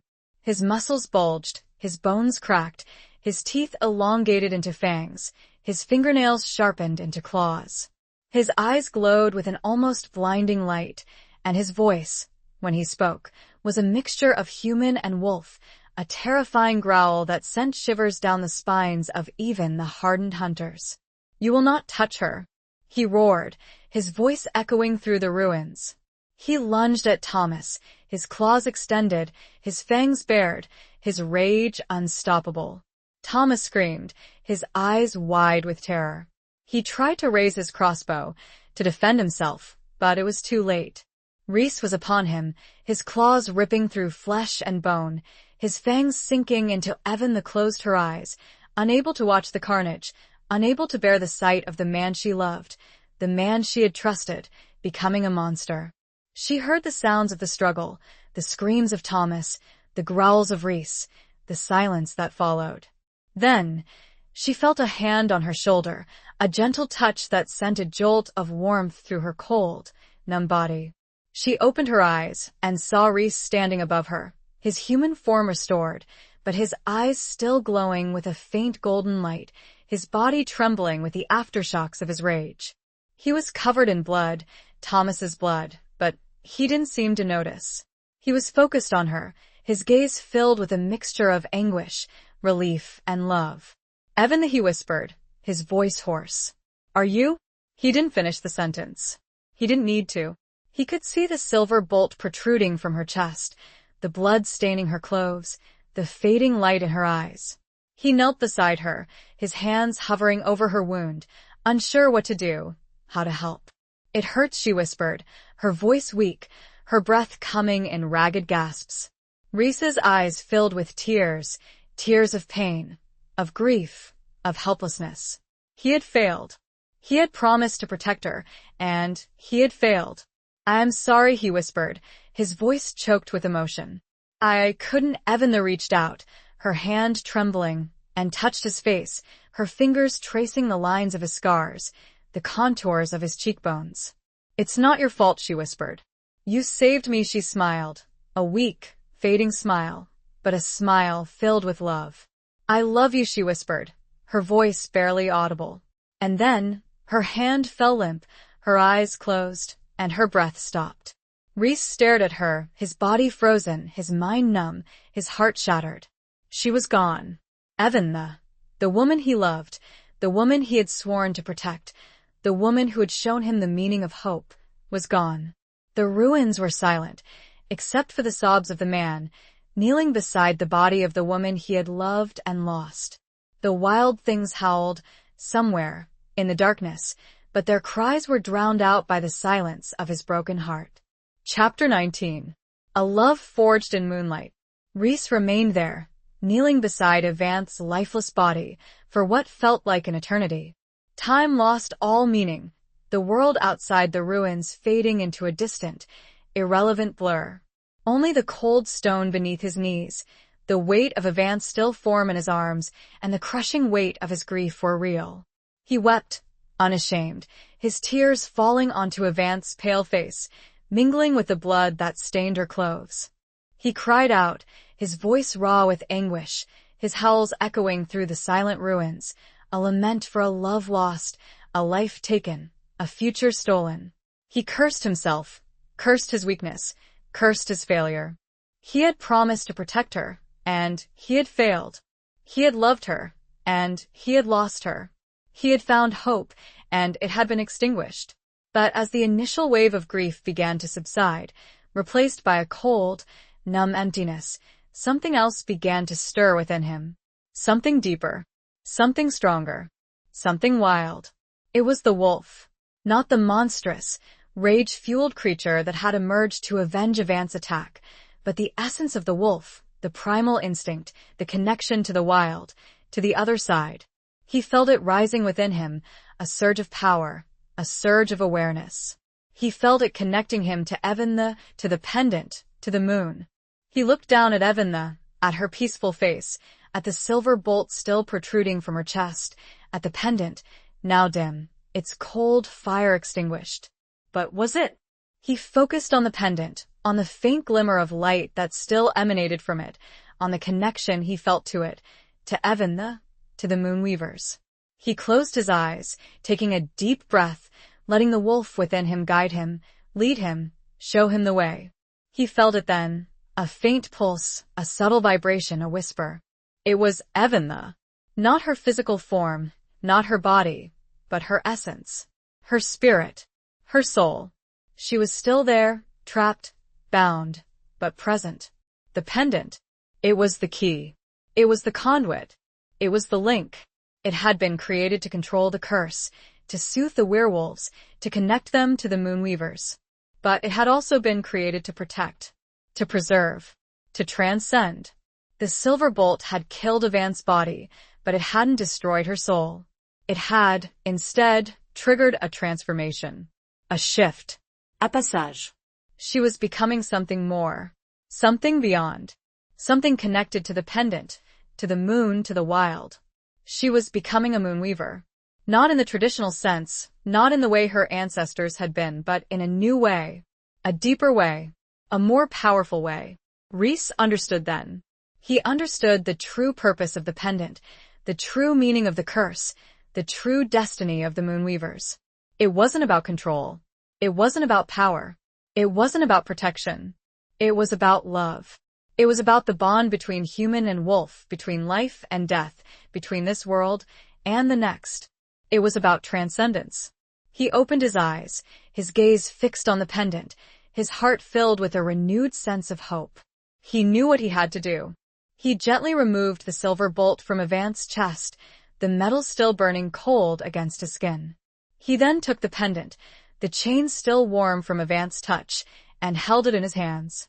He closed his eyes again, focusing all his energy, all his will, all his love, on the pendant, on Eventha, on the moon.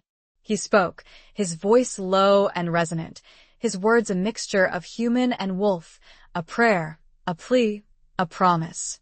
Eventha, he said, my love, my life, my soul. I will not let you go. I will not let you fade. I will bring you back. He channeled his power into the pendant, the wolf within him rising, surging, merging with the magic of the Moonweavers, with the energy of the moon, with the essence of Eventha. The pendant blazed with a blinding light, brighter than ever before, brighter than the sun, brighter than the moon. The ruins shook, the air crackled, and a wave of pure energy erupted from the pendant, engulfing Rhys, engulfing Eventha, engulfing everything. It was a love forged in moonlight, tested by fire, strengthened by loss, and now, reborn in magic. This love was not an ending, it was becoming something new. Chapter 20. The final confrontation of hearts. The light subsided, slowly, gradually, revealing a scene transformed. The ruins were still there, but they seemed different. Brighter, cleaner, the ancient stones glowing with a soft, ethereal light. The air was still, calm, filled with a sense of peace. Rhys stood where he had been, but he was changed. His wounds were healed, his body whole, his eyes glowing with a power that was both familiar and new. He was no longer just a werewolf, no longer just a protector, no longer just a man. He was something more. And even as she was standing before him, bathed in the moonlight that streamed through the gaps in the roof, her body whole, her eyes shining with a light that mirrored his own. She was wearing the same clothes she had been wearing when she died, but they seemed different. Cleaner, brighter, almost luminous. She was alive. But she was also different. She was no longer just a human, no longer just a piano teacher, no longer just Evanna. She was something more. She was a moonweaver. Not in the way her ancestors had been. Not bound by the limitations of flesh and blood, but free. Transcendent. Powerful. She smiled at Rhys, a radiant smile that filled his heart with joy, with relief, with love. Rhys, she whispered, her voice a melody, a song, a whisper of the moon.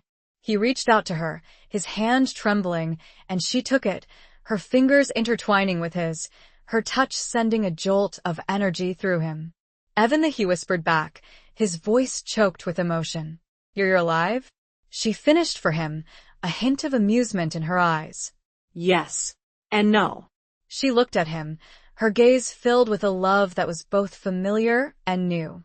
A love that transcended death, that transcended time, that transcended everything. I am different, Rhys, she said. I am more. I am a part of the moon, a part of the pendant, a part of you. He understood. He felt it, the connection between them, stronger than ever before, a bond that could never be broken, a love that would last forever. But their reunion was short-lived. A cold, harsh voice broke the silence, shattering the peace, shattering the moment. So, the voice said, the witch lives. But it matters not. The covenant will still prevail. Martha stepped into the clearing, flanked by the remaining hunters, her face a mask of cold determination, her eyes burning with a fanatic light. She had witnessed the transformation, the resurrection, the miracle. But it hadn't changed her mind. It had only strengthened her resolve. You cannot defeat us, she said, her voice ringing with a chilling certainty. We are many, and you are alone. She gestured towards Rhys and Evanna, and the hunters raised their crossbows, ready to fire. But Rhys and Evanna were no longer afraid. They were no longer vulnerable. They were no longer alone. They were together. And they were powerful. They looked at each other, their eyes locking, their hands intertwined, their love a shield, a weapon, a force. They smiled. Then they acted. Rhys, drawing on his wolfish strength, his enhanced speed, his new powers, moved with a swiftness that defied the eye. He disarmed the hunters, knocking them to the ground, rendering them unconscious before they could even react. Evanna, drawing on the power of the pendant, on the magic of the moonweavers, on her new connection to the moon, unleashed a wave of pure energy, a force field that surrounded them, protecting them from harm, deflecting any attacks. It was over in seconds. The hunters were defeated, disarmed, their threat neutralized. Only Martha remained. She stood there alone, her face contorted with rage, with hatred, with fear. She had underestimated them. She had underestimated their power, their love, their connection. She had lost. Rhys and Evanna approached her, their steps slow, deliberate, their eyes filled with a mixture of pity and resolve. It's over, Martha, Evanna said, her voice calm, but firm. The fighting, the killing, the hatred. It ends now. Martha glared at them, her body trembling with suppressed rage. You may have won this battle, she spat, her voice filled with venom. But you will not win the war. The Silver Covenant will rise again. Rhys stepped forward, his golden eyes blazing with a power that made Martha flinch. The Covenant will fall, he said, his voice a low growl that resonated with the ancient stones of the ruins. And you will be brought to justice. He reached out, his hand hovering over Martha's head, ready to subdue her, to end her. But Evan stopped him. She placed her hand on his arm, her touch gentle, but firm. No, Rhys, she said. No more killing. No more violence. No more hate. She looked at Martha, her eyes filled with a compassion that surprised even herself. We will not kill you, Martha, she said. We will not become like you. We will show you mercy. She paused, then added, her voice filled with a quiet strength, but you will be held accountable for your actions. You will face the consequences of your choices. Martha stared at them, her face a mixture of disbelief and confusion. She had expected death. She had expected vengeance. She had expected hatred. She hadn't expected mercy. It was a final confrontation, not of weapons, but of hearts. A confrontation that showed the true power of love, of forgiveness, of hope. And in that confrontation, love had won. The battle was over. But the journey wasn't. It was really only just starting. Epilogue. The years that followed were a time of healing, of rebuilding, of transformation. The Silver Covenant, stripped of its leadership and exposed for its crimes, crumbled, its members scattered, its influence broken. Martha, along with the other surviving hunters, faced trial and imprisonment, their reign of terror brought to an end. Rhys and Evan, free from the immediate threat, dedicated themselves to a new purpose, bridging the gap between humans and werewolves, fostering understanding, promoting peace. They traveled the world, sharing their story, teaching others about the ancient connection between moonweavers and wolves, advocating for a future where both could coexist, without fear, without hatred, without violence.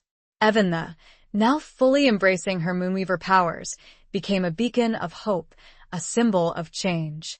She used the pendant, not to control or dominate, but to heal, to connect, to inspire. She taught others, humans and werewolves alike, how to tap into their own inner power, how to harness the magic that resided within them, how to live in harmony with the world around them.